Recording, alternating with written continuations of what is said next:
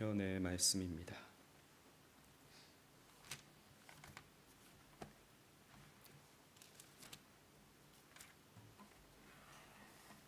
그 말씀 가운데 19절로 20절 말씀을 제가 봉독하겠습니다.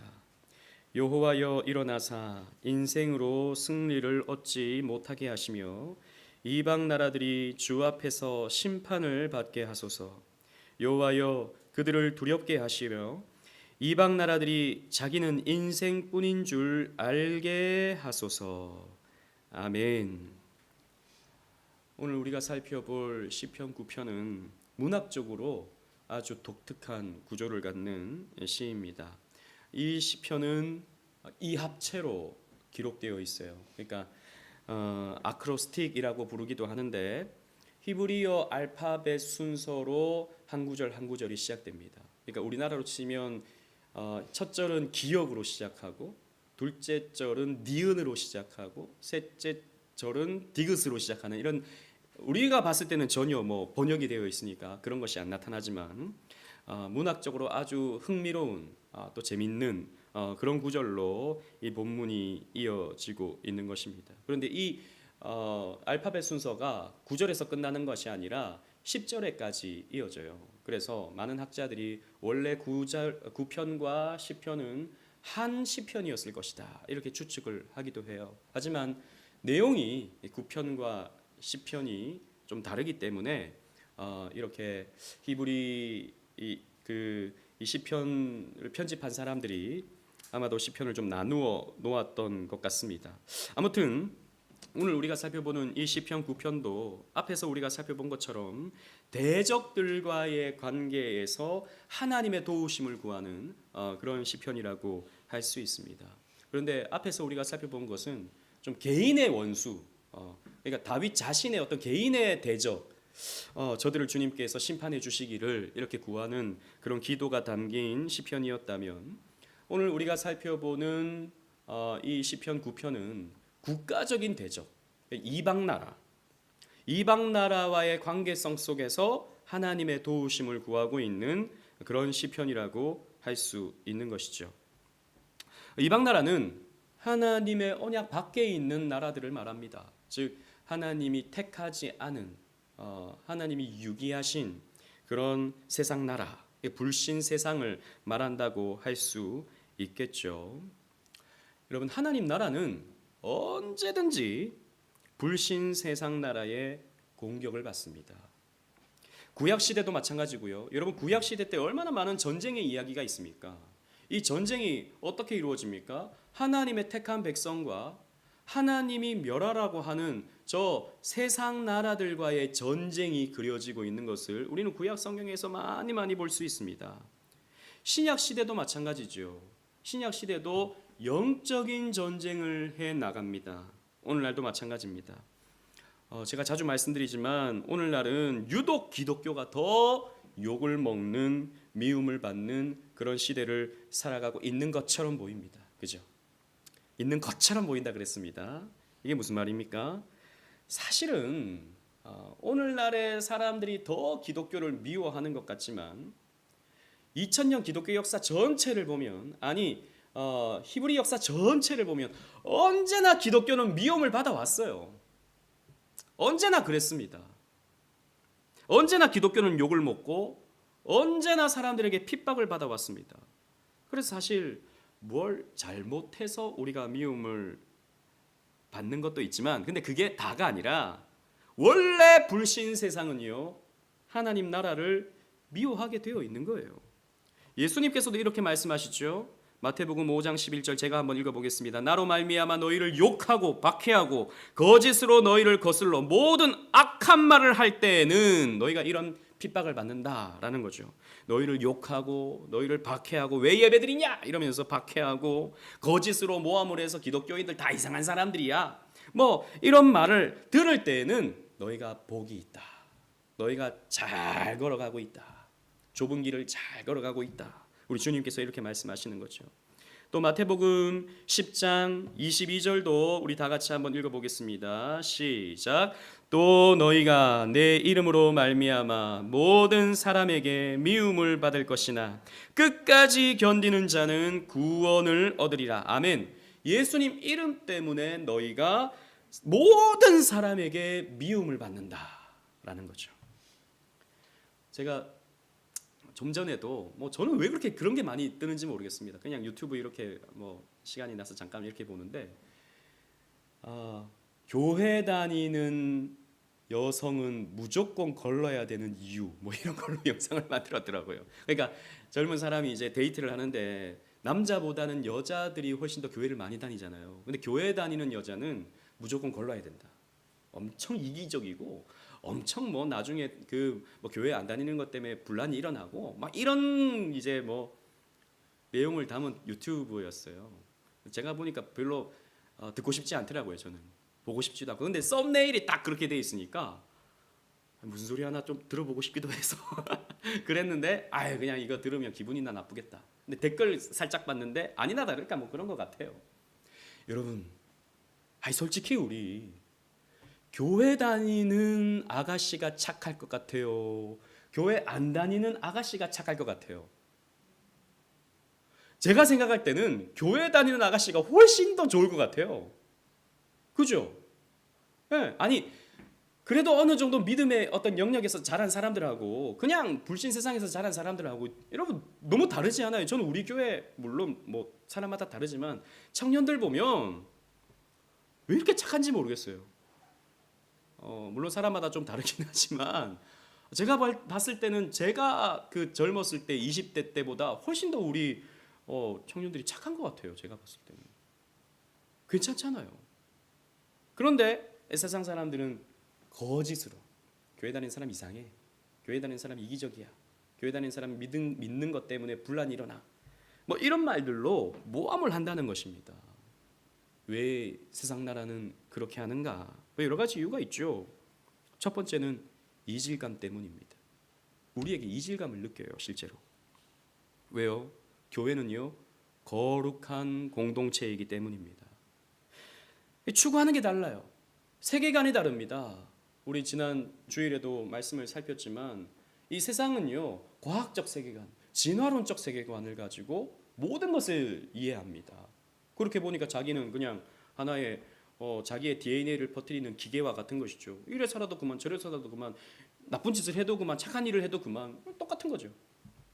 우리는 다릅니다. 하나님이 주신 식과 방법대로 아까 우리가 읽었던 도덕법대로 살아야 되는 거죠. 이 달라요.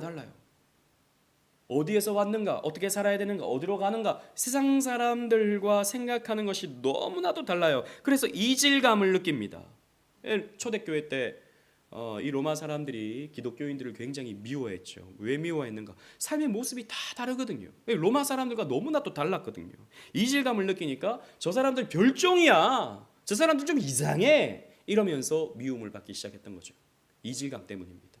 또 두 번째는 영적인 열등감 때문이기도 하죠. 이건 우리 편에서 이제 이해를 하는 겁니다. 세상 사람들은 전혀 그렇게 말 안 하겠죠. 하지만 여러분, 세상 사람들은 불안합니다. 인생 자체가 불안해요. 모든 사람이 마찬가지죠. 불안합니다. 그러니까 어떻게 살아야 되는지 잘 몰라요. 그 답이 자기에게 있다고 생각하니까 나는 나를 믿어. 근데 내가 믿는다고 하는 나를 내가 몰라. 그렇잖아요. 내가 누군지 몰라요. 인간은 가르쳐주지 않으면. 그러니까 인생에 확신이 없는 것이죠. 근데 기독교인들은요, 물론 그렇게 살지 못해서 그렇지 나름 확신이 있습니다. 그죠? 우리는 어디에서 왔습니까? 하나님 창조하셨어요. 어떻게 살아야 됩니까? 하나님 말씀대로 살아야 돼요. 우리 어디로 갑니까? 천국 갑니다. 우리는 분명해요. 근데 자기들은 답을 얻지 못해서 어떻게 사는 게 답일까? 이런 고민, 저런 고민 하는데 기독교인들은 자신의 인생에 대한 답을 갖고 천국으로 가는 길을 찾았다고 말하니 열등감을 느끼는 겁니다. 미운 거죠. 너희들 천국 간다고? 그럼 나는 그럼 지옥 가는 거야? 이러면서 괜히 미운 거죠. 이 사람들이. 영적인 열등감 때문입니다. 셋째로 기독교의 유독성 때문입니다. 이걸 좀 독이 있다 이런 말이 아니고 이유자는 오직 유자에, 그리고 홀로 독. 기독교는 유일성을 가지죠. 유일성. 즉 기독교만이 진리라고 우리가 말씀을 전하면 배타적이라고 하는 인식을 주게 되는 것이죠. 하나님만이 참신이다. 그러면 여러분, 그러면 어떻게 됩니까? 다른 모든 신은 거짓이 되고 마는 것이죠. 기독교에만 구원이 있다. 그러면 너희들은 구원받지 못한다라고 하는 말이 되고 마는 것이죠. 그래서 기독교는 언제나 이기적이고 독선적이라는 평가를 받을 수밖에 없습니다. 그러나 진리가 있다면 그 진리는 하나가 될 수밖에 없어요. 왜? 여러분, 가장 빠른 길은 하나예요. 그죠? 뭐 돌아가는 길도 있고 뺑 눌러가는 길도 있고 하지만 가장 빠른 길은 직선거리로 하나입니다. 하나의 길밖에 없어요. 모든 것의 최적의 답은 하나입니다. 다른 답도 만들어내려면 만들어낼 수 있죠. 하지만 이건 돌아가는 거고 다른 설명이 붙여져야 되는 겁니다. 진리는요, 하나예요. 그러니까 기독교가 미움을 받습니다. 우리가 진리다라고 말하면서 미움을 받게 되는 것이죠. 오늘날에도 이런 상황이 계속해서 이어지고 있습니다. 문제는 오늘날 기독교가 이런 세상의 어떤 비난과 세상의 어떤 공격에 너무 주눅들어 있다는 데 문제가 있습니다. 그래서 오늘날 좀 뭐랄까요? 이건 그냥 그들의 말입니다. 좀 깨어 있다라고 하는 교회, 깨어 있다고 하는 목사들은요, 사과하기 바빠요. 기독교가 잘못했습니다. 교회가 너무 이기적이었습니다. 기독교가 너무 독선적이었습니다. 2000년 기독교의 역사를 사과합니다. 아니 자기가 뭔데 2000년 기독교 역사를 사과해요? 나름 뭐 공부 많이 했다고 하는 사람들, 나름 똑똑하다고 하는 사람들이 그렇게 사과하면 뭔가 깨어 있는 것처럼, 뭔가 열린 사람처럼, 뭔가 포용적인 사람인 것처럼 이렇게 비춰진다는 것이죠. 물론 여러분, 교회가 잘못한 게 있죠. 뭐 윤리적으로 또 정말 교회가 해서는 안 되는 나쁜 짓 역사 속에서 있었죠. 물론 그런 것들은 반성해야죠. 하지만 그 외에 무엇을 반성해야 됩니까? 한번 생각해 보세요. 우리가 전도한 것을 반성해야 됩니까? 선교한 것을 반성해야 됩니까? 그들을 미신 종교에서 기독교로 개종시킨 것을 반성해야 되나요? 천국 가게 만든 것을 반성해야 됩니까? 우리가 예배 드리는 것을 반성해야 돼요? 주일마다 다른 모임에 가지 않고 교회에 나와서 예배 드린 것을 우리는 반성해야 됩니까? 예수만이 구원이라고 말하는 것을 우리가 반성해야 됩니까? 사과해야 될 일입니까? 아니에요. 이건 마땅히 우리가 해야 될 일이죠. 그런데 마땅히 해야 될 일을 하는데 욕을 먹는 것은 우리가 예수님 말씀처럼 감사하게 생각해야 되는 것입니다. 기쁘게 생각해야 되는 거예요. 왜? 그렇게 욕을 먹는 자가 복이 있다고 말씀하니까. 우리가 지금 한국 교회가 이렇게 겁을 먹는 이런 이유는 뭐 여러 가지가 있겠지만, 이렇게 가다가는 기독교가 소멸될 것이다 라고 하는 두려움 때문이죠. 실제로 여러분, 유럽 교회들이 점점 소멸되어 가고 있지 않습니까? 미국 교회도 점점 소멸되어 가고 있고, 한국 교회도 지금 이제 성장이 그쳐졌고 지금은 점점 더 숫자가 줄어들고 있는 그런 상황 가운데 있습니다. 그런데 여러분, 우리가 보는 곳은 그래요. 우리가 보는 곳은. 그런데 지난번에도 말씀드렸다시피 저 동남아시아, 저 아프리카, 저 남미 지역에는요, 교회가 또 폭발적으로 성장하고 있어요. 그러니까 기독교인의 전체 숫자는 줄어들지 않고 있어요. 한국의 기독교가 숫자가 조금 줄어들고 미국의 기독교가 숫자가 조금 줄어드는 것이지, 전 세계로 놓고 보면 기독교의 인구는 계속해서 증가 추세에 있습니다. 여러분 기억하세요. 하나님 나라는 쇠하지 아니한다고 하나님께서 말씀하셨어요. 여러분 보세요. 사무엘하 7장 16절 말씀, 하나님이 다윗에게 너를 통해서 세울 나라는 이렇게 될 것이다 라고 말씀하셨어요. 다 같이 한번 읽어보겠습니다. 시작. 내 집과 내 나라가 내 앞에서 영원히 보존되고 내 왕위가 영원히 견고하리라 하셨다 하라. 아멘. 너의 나라가, 이 말은 이제 메시아를 통해서 세워지는 예수님께서 세우시는 나라를 말합니다. 하나님 나라를 말하는 거고, 우리가 눈으로 볼 때는 교회를 말하는 거예요. 교회가 하나님 앞에서 영원히 보존된다라는 것입니다. 예수님의 통치가 영원히 견고하게 된다라는 겁니다. 아무리 세상이 공격하고 아무리 세상이 비난하고 아무리 세상이 교회를 조롱한다 하더라도 교회는요 위축되지 아니합니다. 하나님 나라는 쇠하지 아니하고 멸하지 아니한다라는 것입니다. 다윗은 이 믿음이 있는 거예요. 이 믿음 가지고 오늘 이 시편 9편을 써 내려가고 있는 것입니다. 그래서 우리가 잘 아는 것처럼 다윗은요, 다윗 시대에 가장 넓은 영토를 회복하게 돼요. 가장 넓은 영토를. 이런 말씀을 보면서 우리 역시 이 반기독교 정서가 팽배해 있는 이 시대 속에서 어떻게 우리가 불신 사회를 상대해야 될지 말씀을 통해서 함께 상고해보고 은혜를 나누도록 하겠습니다.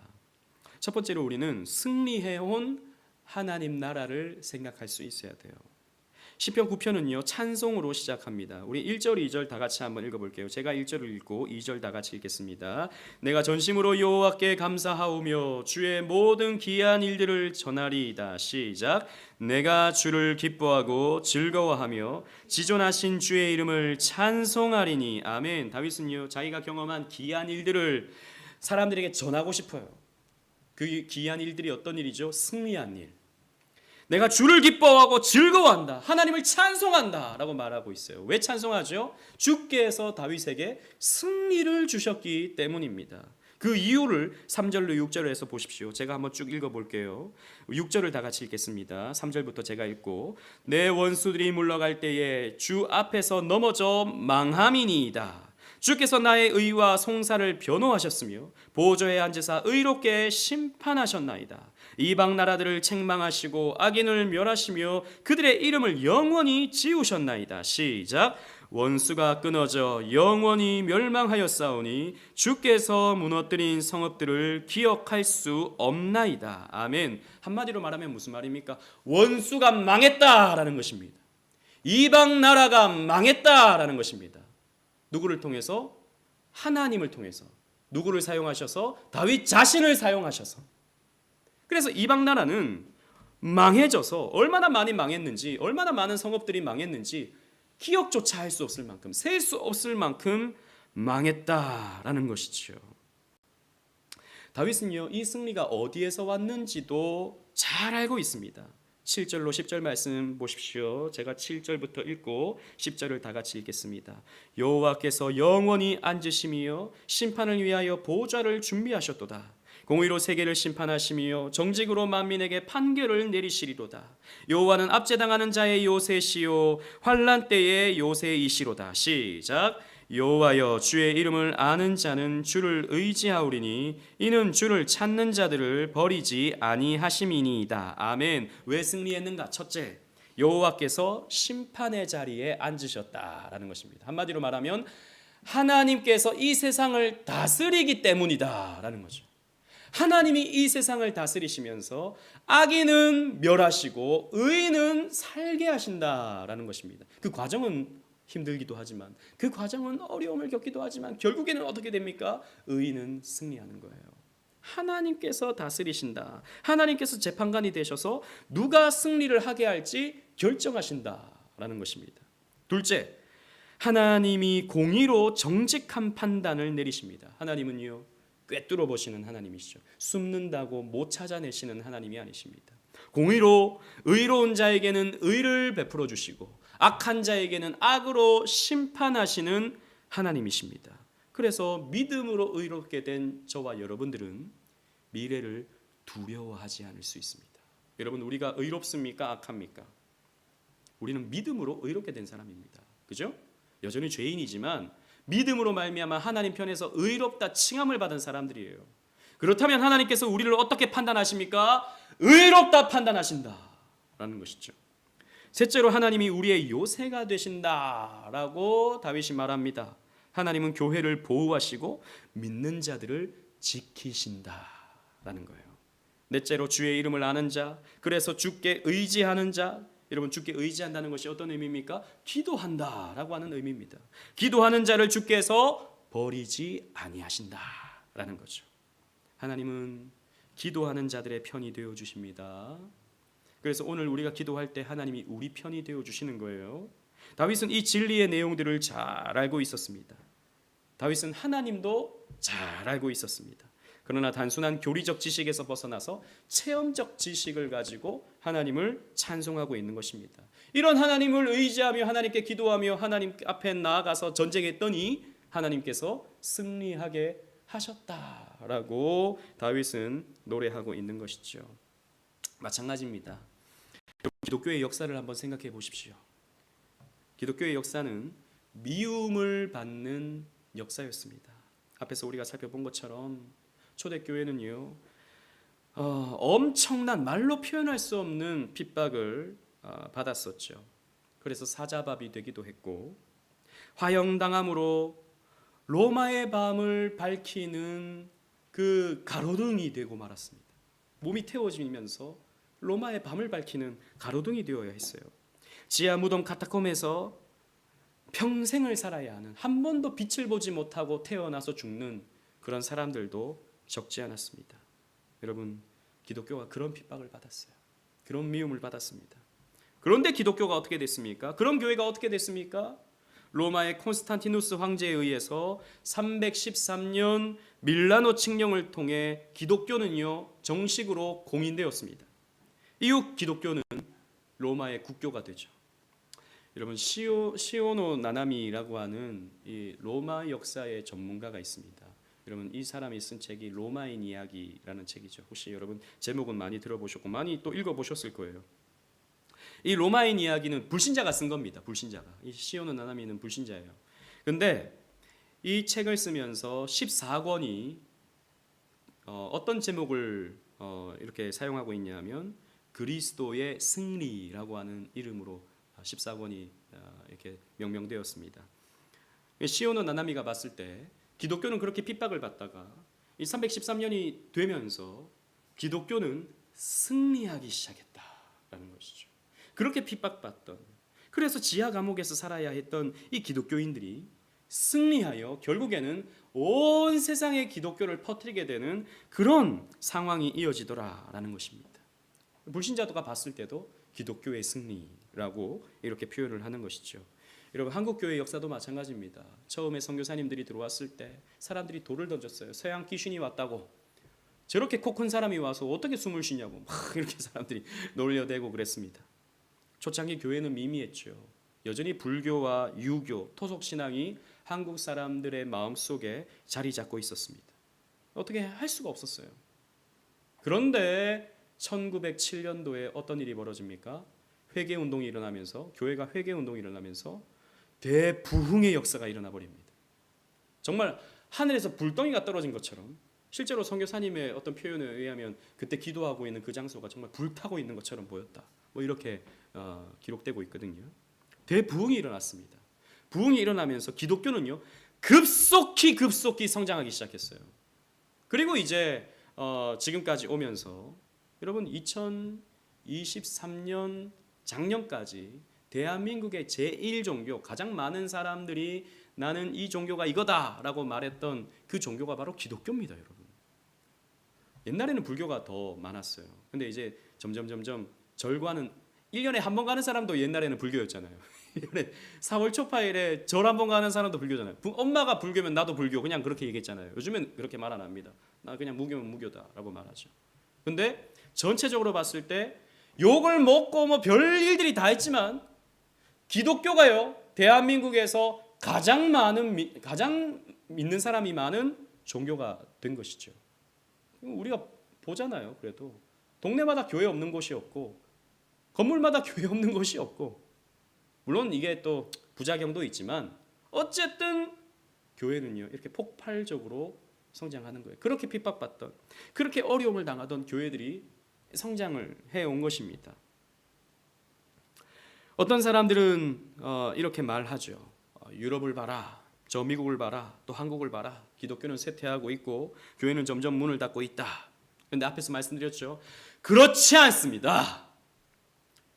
기독교는 여전히 승리하고 있고 하나님 나라는 여전히 확장되고 있다라는 것이죠. 여러분 왜 그렇습니까? 하나님께서 이 세상을 다스리고 있기 때문이에요. 전 세계적으로도 기독교가 지금 이슬람이 흥왕을 하고 별말들이 다 있지만 전 세계적으로도 예수 믿는 사람들이 가장 많습니다. 많다고 해서 다 좋은 것은 아니죠. 하지만 가장 많습니다. 왜? 하나님이 이 세상을 다스리고 있다는 것입니다. 공의로 하나님이 이 세상을 심판하고 계시기 때문입니다. 하나님께서 교회의 요새가 되어주시고 기도하는 자의 기도를 들으시고 우리를 버리지 아니하시기 때문입니다. 그러므로 우리는 다윗처럼 찬송할 수 있는 거예요. 우리 11절 우리 다 같이 한번 읽어보도록 하겠습니다. 본문 11절입니다. 시작. 너희는 시온에 계신 여호와를 찬송하며 그의 행사를 백성 중에 선포할지어다. 아멘. 그런데 이 승리는요 그냥 이루어지는 것은 아닙니다. 여러분 승리는 그냥 주어지는 게 아니에요. 기도가 필요합니다. 여러분 모세가 그 르비딤에서 아멜렉과 전쟁을 할 때 모세가 손을 들면 이스라엘이 승리를 하고 손을 내리면 아말렉이 승리를 합니다. 그죠? 여러분 손을 든다는 말이 어떤 의미입니까? 기도를 말하죠. 손을 들고 하나님의 도우심을 구하는 기도를 말합니다. 기도할 때 언약 백성은 승리합니다. 근데 손을 내리면 기도하지 않으면 언약 백성들은요 실패합니다. 패배합니다. 그래서 우리가 기도하면 승리하는 거예요. 교회는요 기도하는 교회가 승리하는 교회입니다. 여러분 보십시오. 12절로 14절 말씀입니다. 12절부터 제가 읽고 14절 다 같이 읽겠습니다. 피 흘림을 신문하는 이가 그들을 기억하시며 가난한 자의 부르짖음을 잊지 아니하시도다. 여호와여 내게 은혜를 베푸소서. 나를 사망의 문에서 일으키시는 주여 나를 미워하는 자에게서 받는 나의 고통을 보소서. 시작. 그리하시면 내가 주의 찬송을 다전할 것이요 딸 시온의 문에서 주의 구원을 기뻐하리이다. 아멘. 하나님 가난한 자의 부르짖음을 잊지 말아 주시옵소서. 12절에 다윗이 이렇게 말하죠. 13절에 내게 은혜를 베푸소서. 나의 고통을 보소서 라고 기도합니다. 그리하시면 서원까지 합니다. 서원 기도까지 합니다. 그렇게 나에게 승리를 주신다면 앞으로도 나에게 승리를 주신다면 주의 찬송을 다 전할 것이요 주의 구원을 내가 기뻐하겠습니다 라고 다윗은 하나님께 약속을 하고 있는 것이죠. 다윗은 이렇게 기도합니다. 여러분 그렇습니다. 우리 기독교는요 십자가를 지는 과정을 가져야 됩니다. 그죠?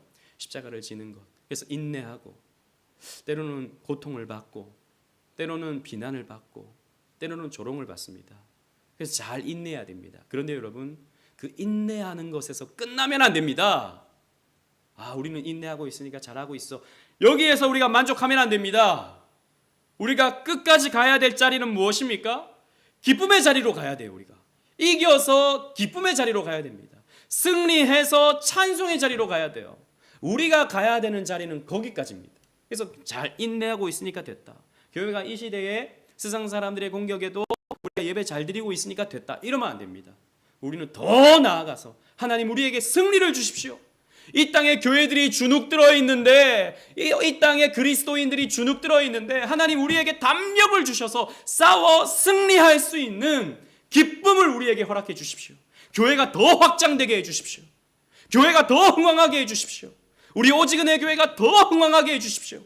우리 그렇게 하나님 앞에 기도로 나가야 됩니다. 그러면 내가 주를 찬송하고 주를 기뻐하겠습니다 라고 하나님 앞에 서원을 할 수 있어야 된다는 것입니다. 이렇게 기도할 때 대적들이 어떻게 됩니까? 15절로 18절 말씀 보십시오. 제가 15절부터 쭉 읽고 18절 다 같이 읽겠습니다. 이방 나라들은 자기가 판 웅덩이에 빠짐이요 자기가 숨긴 그물에 자기 발이 걸렸도다. 여호와께서 자기를 알게 하사 심판을 행하셨음이요 악인은 자기가 손으로 행한 일에 스스로 얽혔도다. 악인들이 스올로 돌아가며 하나님을 잊어버린 모든 이방 나라들이 그리하리로다. 시작.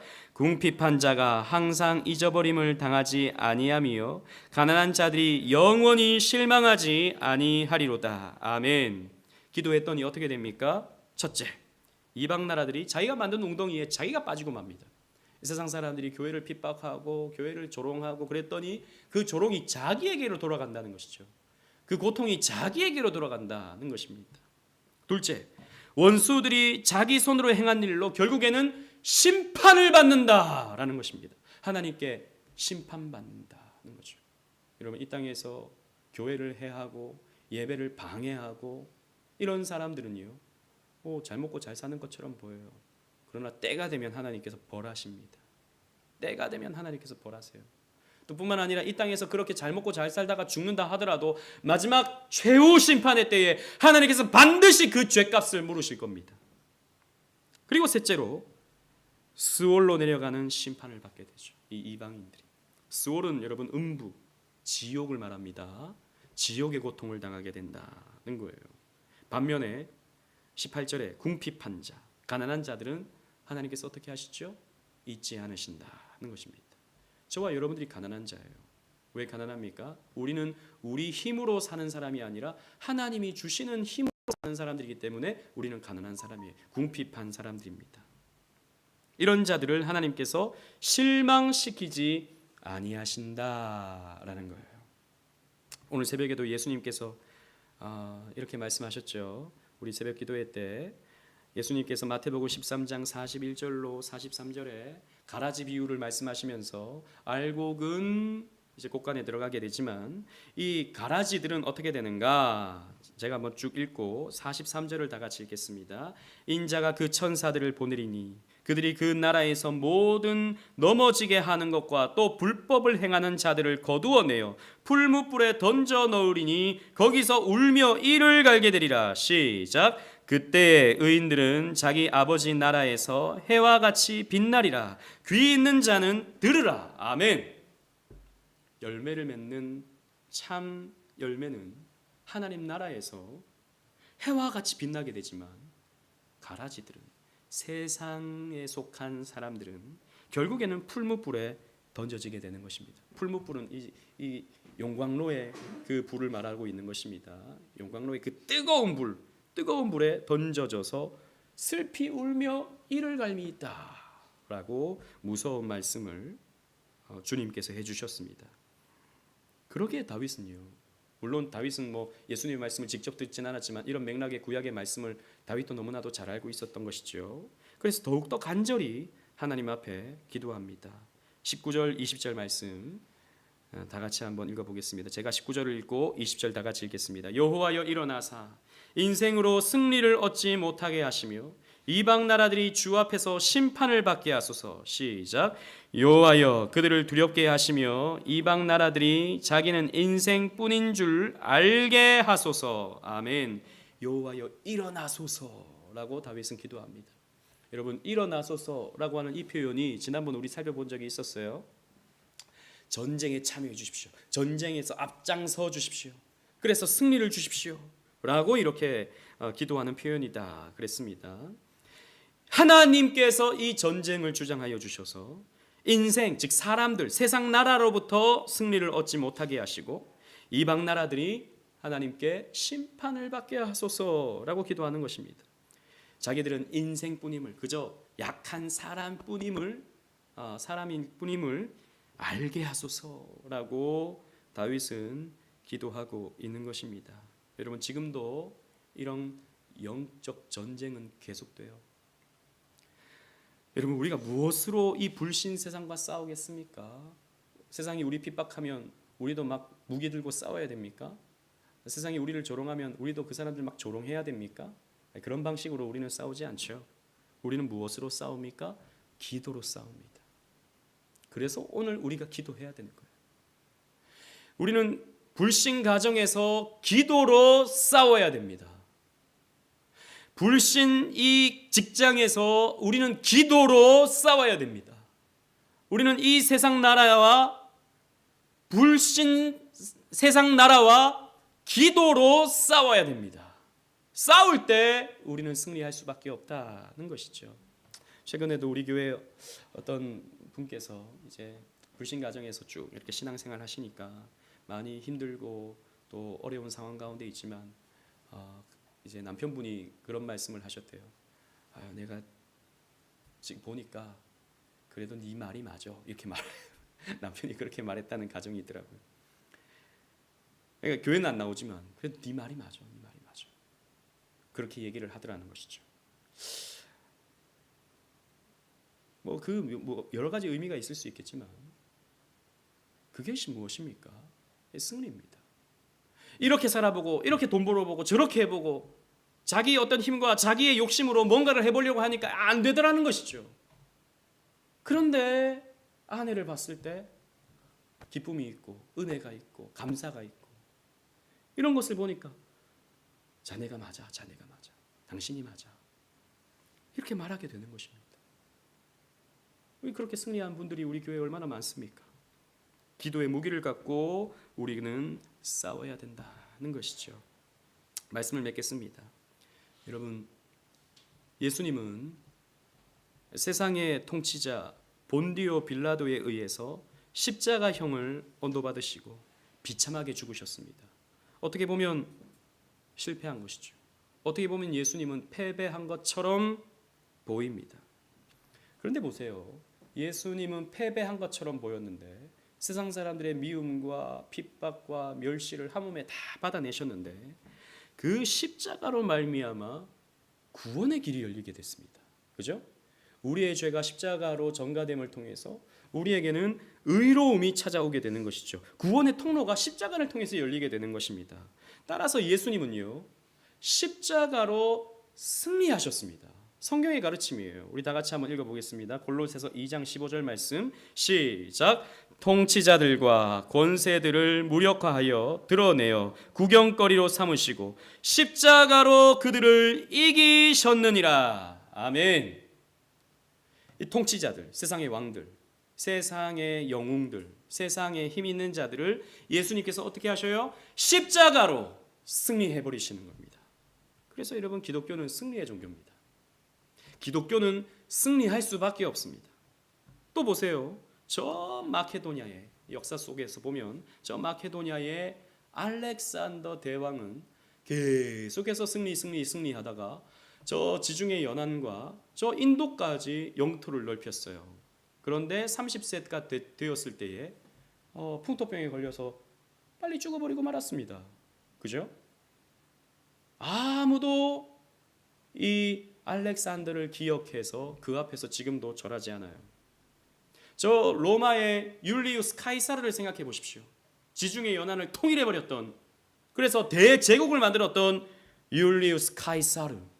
성경에도 가이사라고 나오지 않습니까? 이 카이사르 대단한 사람입니다.